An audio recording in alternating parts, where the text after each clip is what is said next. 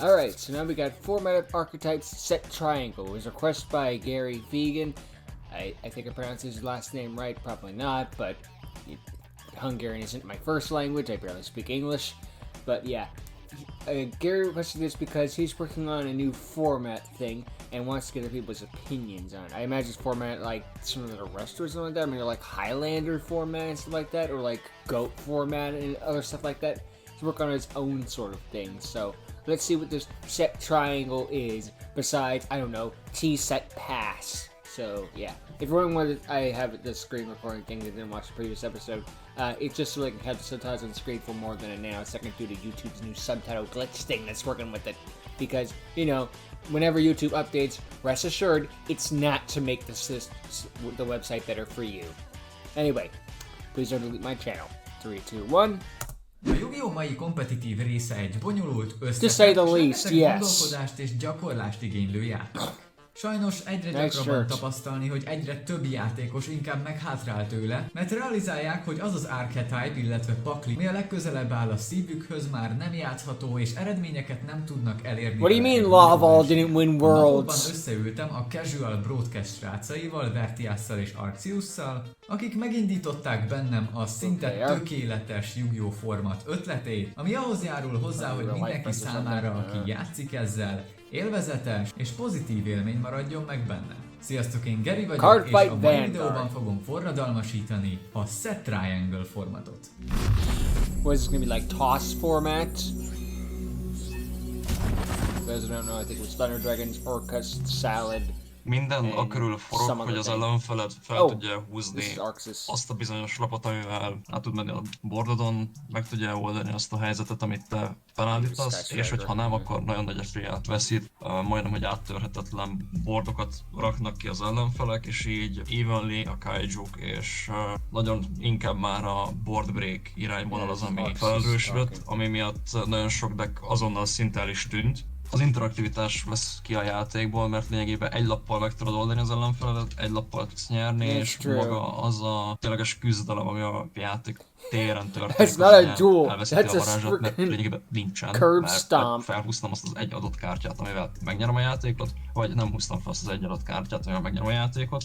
Nagyon sok ember nagyon sok archetype-ot viszont hogyha több format létezik, nagyobb megnyitásokkal, például akár egy 5 éves periódussal, meg össze-vissza, akkor mindenki meg tudja találni azt a saját közeget, amiben szeret játszani, és nem lenne ebből probléma. Nyilván meg lenne a támogatott, ami a versenyszínvonalú, viszont itt jön az, amit szerintem lehetetlen elérni szabályokkal, hogy szabályokat megadván fun-deck formatot, ilyen olyat, amit mindenkit szórakoztasson. Szerintem azért lehetetlen, mert mindenki számára mást és mást jelent. Mindenkinek más a kedvenc, mindenki más szeret játszani, mindenki más stílussal játszik. Ha valóban érdekel a forma, és van egy fél órád meghallgatni valamit, akkor a videó leírásában megtalálod a teljes podcast adáshoz vezető linket, ahol ennek a formatnak a gyökerei születtek. Szóval hogyan is kell játszani a Set Triangle formatot? Ebben a formatban az archetípusoknak van hatalmas jelentősége, de nyilván arra is kitérünk majd benne, amikor egy kifejezett kártyatípusra akar valaki paklit építeni, vagy egyetlen egy kártyára. Szóval tegyük fel, hogy szeretnél a Set Triangle formatban egy Inzektor archetípusú paklit építeni. Ez esetben az Inzektor minden egyes kártyája elérhető lesz számodra,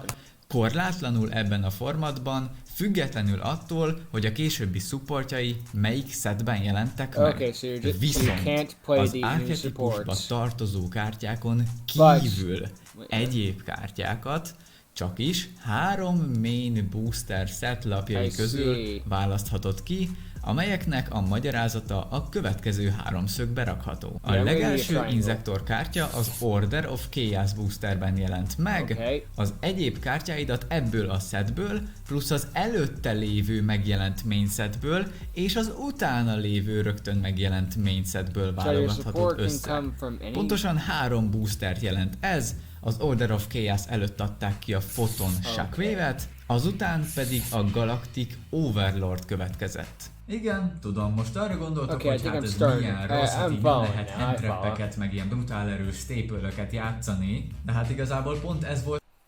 Oh, I made sure there were no more ads! How the hell? My name is Percy Jackson. Am I a Ott a lényeg, hogy ne ezekre kelljen támaszkodni ahhoz, hogy elérhess valamit egy játékban, hanem az Archetype-od erejét tud felhasználni maximálisan. Viszont azért nem hagyunk titeket teljesen üres kézzel. A format mellé gyártottam egy egyenlőre 20 kártyás Staple Inventory-t. Ebből a 20 kártyából az aktuális banlistnek megfelelő mennyiséget bármelyik Set Triangle pakliban felhasználhatjátok. Ezek visszafogott staple lapok, amelyeknek nincs akkora impactjuk és élvezetes maradhat mellettük a játék. Ha a választott archetípusod egy mellékszetben vagy deck build boosterben jelent meg, mint például a Wild Survivals vagy kicsit régebben a Hidden Summoners, akkor ezekből a szettekből értelemszerűen csak az új kártyákat használhatjátok fel. Itt van lehetőség például az archetype-ok keverésére, viszont a reprintelt kártyákat nem használhatjátok fel belőle. Minden egyes kártyát, ami a 3 szögbe beleesik, csak is az első kiadásával tudjátok használni. Tehát ez nagyon fontos, hogyha például ott van egy kártya, az Enemy Controller. If I had nickel for every time Econ was reprinted in a structured deck, nem használhatjátok fel, kivéve, hogyha azt a boostert választjátok, ahol ezt a kártyát legelőször I would have 2 nickels, which isn't a lot, but volt, de nem vagyok benne biztos. Minden kártyának, amit fel akartok használni, és nem a választott archetype-otokba tartozik, annak is a legelső megjelenését kell nézni. Na és itt jön egy kis csavar, vagy úgymond kiskapu. Biztos lesznek olyan próbálkozók, akik egyetlen egy kifejezett erős kártyához szeretnének valamilyen archetype-ot kiválasztani. Ott van például az Ash Blossom. Elhatározzák, hogy mindenképpen szeretnének Ash Blossomot a pakliukba, és ehhez mi fog kelleni? Az Ash Blossom a Maximum Crisisban jelent meg, tehát egy olyan archetype-ot kell választani, ami ugye a Maximum Crisisban, vagy az előtte lévő Raging Tempestben, vagy pedig az utána lévő Code of the Dualismban jelent meg, és így lesz lehetőségetek arra, hogy Ash Blossomot használhassatok. És látjátok, így a boosterekből mindig kirajzolódik ez a bizonyos háromszög, ami a format nevét is ihlette. Itt van például egy Evol Zár Set Triangle pakli, amit teljesen random összedobtam erre a formatra. Ahogy látjátok, teljesen megfelel a format kritériumainak. A szettek tartalmát a Yu-Gi-Oh! Card Database oldalon ajánlom nézegetni, mert itt rögtön láthatjátok a képét a kártyának és az effektjét is. Link a leírásban. A booster szettek sorrendjét dátum szerint a Yu-Gi-Oh! Card Guide oldalán találhatjátok, link a leírásban. Az archetípus megjelenését pedig úgy tudjátok egyszerűen megnézni, hogy felmentek a Card Marketre, beírjátok az archetípus nevét, majd rászűrtök, hogy a legrégebbi kiadást legyen elől, és így megkapjátok az első kártyának az első boosterének a nevét, amiből már ki fogtuk tudni indulni. Or just Google it. Elsőnek egy kicsit túl soknak, vagy túl komplikáltnak hangzik. Higgyétek el, hogyha jobban belevetitek magatokat, akkor nagyon élvezetes már csak egy ilyen paklit összeszedni is. Utána már nagyon könnyen fog menni, hogyha beletanultatok. És aztán talán ez lesz az a játékformat, amiben nincsenek olyan erős megkötések, mint például a GOAT vagy az Edison formatban. Even though GOAT is highly overrated. Nagyon jobb, de nagyon erős megkötéseik és szabályaik vannak. Bárki építhet szinte bármilyen archetype-ot, és bárki játszhat szinte bármivel, mert ugye az archetype-oknak bármekkora részét fel lehet használni, de mégis ezek fejében is a játékosok nagyon magas százaléka képes lesz újra élvezni a párbajozást, és nem azon panaszkodni, hogy már megint nem tud átmenni az ellenfél boardján, mert nem húzta be azt a board breaker lapot, ami azt a mezőt megoldotta volna. Ez az, ami sajnos a mai formatban élvezhetetlen. Ez a Set Triangle még nagyon beta verzió, abszolút bőven tesztelésre szorul, de hát éppen ezért vagytok itt ti, ez a csodás community, hogy együtt forradalmasíthassuk ezt a nagyszerű elképzelést. Számítok rátok, srácok! You go and do the work for me. Egy Edo Pro-s verseny ezzel a formattal, ahol fizikai nyereményeket is nyerhettek. Nem is kis mennyiségűt, ugyanis nyilván még amiatt is hálás leszek, hogy segítetek hozzájárulni a format terjesztéséhez. Bármilyen kérdésed vagy hozzáfűzni valód van a formattal kapcsolatban, akkor ne sajnáld megtámadni a komment szekciót, minden egyes kommentet Jó pakli építést és gyakorlást kívánok mindenkinek, sziasztok! But yeah, the set triangle thing. I'm over here now just in case there was any other guy who came up. I didn't want to get anyone else to get cucked, but that didn't happen, so sorry to Gary's friend. But yeah, actually I can fast forward now. Yeah, there. Arceus, that's clear. But yeah, the set triangle format looks pretty interesting. It's kind of frick, what's that thing with Simu and Gaze do all the time? The freaking it's a challenge thing with Hunter. You guys probably know what I'm talking about. It's like the most popular thing that's been happening as of late. It's just saying where it's like it's kind of fun for a few weeks and then it gets old really fucking fast. But that's just me. It's just one of those things where it's more fun to play than to watch, in my opinion. But that's a lot of things. This looks pretty interesting though. You get the. It looks fun. That's what I'm trying to the main takeaway. So you release this. You can only go. So if you want to use this, if you want to use a certain archetype, you have to go to a certain pack, and you can only have support from the pack from the set that was right before, and the set that was right after this. And it's going to be different rules depending on the card, which could lead to some more interesting duels and lead to some cards that don't get played nearly as much. Like some random one-off card that was pack filler might actually be like a niche, each part of a strategy that could help win you the game, which is always fun to see. It's one of the more fun parts of like booster pack duels, to just be like, okay, now pick 40 random cards. I don't know half of these things. Now make a deck with it.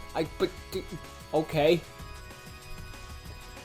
I mean that is kind of like half the fun of going as in format. It's just like, okay, now go back in time and find all these decks that could work with. Why? But everyone's just gonna play the same 3 decks anyway. Yeah, well, welcome to Yu-Gi-Oh. But yeah, this looks pretty interesting. It looks like it has a lot of potential to it as well, considering you can go to any era and just go forward and back. No, now I'm seeing like, I really want my Ash Blossom. I also get a Firewall Dragon out of it.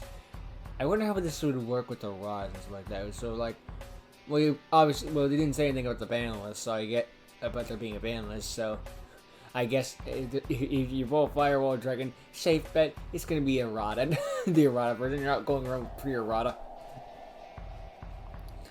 But yeah, this looks like a fun format that could be a fun thing to check out. I like the idea. It's actually pretty well thought out, so it could work to Gary and pals on this one. It looks interesting way to go about it. I do lambast the pack opening things, but other stuff. God, I'm looking an idiot for just forgetting, but I didn't think this through. But yeah, I lambast it, but it is a fun concept, so I see why it's so popular. And this looks like it could be fun as well to check out. So I'm interested to see, well, this set triangle thing working out. It looks pretty cool, and to be honest, when I saw it was called set triangle, my first thought was just like, okay, so is this like a summon mechanic or something? Triangle summon? Because that's kind of Tindangle, but no. This does look cool and fun to play, so I'd like to play this format. I wonder what kind of physical things that Gary's talking about, though. Probably just I'll send you some card packs. That tends to be how it is in a Yu-Gi-Oh thing. It's not going to be like, here's $500. Gary wishes he could just give out $500. Well, or whatever the frickin', or whatever his money system is. Either what, euros? Whatever. This does look like a pretty cool format. One looks like a lot of fun to play. So good work, Gary, Arxis, and the third guy or girl. So this looks like a lot of fun that could go on, and yeah, I'd be interested in playing this. And when that tournament thing comes out, maybe I'll check it out for myself. Maybe I'll join. I'll probably be eliminated in the first round because I'll be playing like Dragon Maids or something. I don't know, just pick a random deck off the top of my head, or Battling Boxers, and just be complete owned because there's 2 terrible sets in between or something. Like, you know, like I really want to play X deck. Ah, crap. Between our 2 shitty sets, maybe I don't want to play this deck as badly as I want to. Which I guess would be a good way to keep power creep intact, but you can't know that for certain because, like, in some cases you're going to have some really bad sets in between, but it's going to be like a really good deck, or it could be like 3 straight in a row of really good packs. So that's kind of the coin toss you have with this sort of thing. But I guess that's the risk you gotta take, so you gotta do this with a bit of strategy in your head. So yeah, it's like a fun format, and it's pretty interesting. I do like this can mix with any power level too. Like you can go back to like 2002 sets, like, okay, not Legend of Blue Eyes because that was the first pack, and you can't make a triangle with 2 sides. But like, I don't know, Spell Ruler / Magic Ruler, and use those set cards. And then use the cards back from before and face off against whatever the most, well, not the most recent, but the one before that pack was. I don't know, the one that had Shark on originally, and then they changed it to Mako Tsunami because original Yu-Gi-Oh! Does anyone even know who the hell Mako Tsunami is? Whatever.